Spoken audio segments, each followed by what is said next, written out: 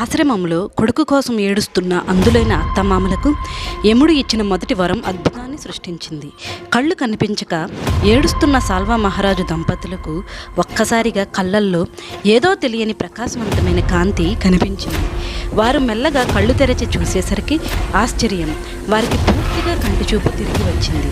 నాకు కళ్ళు వచ్చాయి దేవుడా, మా కళ్ళు తెరిపించావు, కానీ నా కొడుకు కోడలు ఎక్కడా అని వెతకడం ప్రారంభించారు. సరిగ్గా అదే సమయానికి చీకట్లో నుంచి సత్యవంతుడు సావిత్రి నడుచుకుంటూ ఆశ్రమం చేరుకున్నారు. తల్లిదండ్రులకు కళ్ళు రావడం చూసి సత్యవంతుడు ఆశ్చర్యపోయి వారి పాదాలపై పడి కన్నీరు మున్నీరయ్యాడు. ఆ ఆనందంలోనే ఇంకో భారీ సర్ప్రైజ్ వాళ్ళ కోసం అడవికి వెతుక్కుంటూ ఆ చీకట్లో వచ్చింది. యముడు ఇచ్చిన రెండో వరం రాత్రికి రాత్రే ఎలా నిజమైంది? ఆశ్రమానికి అర్ధరాత్రి ఎవరు వచ్చారు? ఇవన్నీ తెలుసుకోవాలంటే ఖచ్చితంగా ఎపిసోడ్ 19 కోసం వెయిట్ చేయాల్సిందే.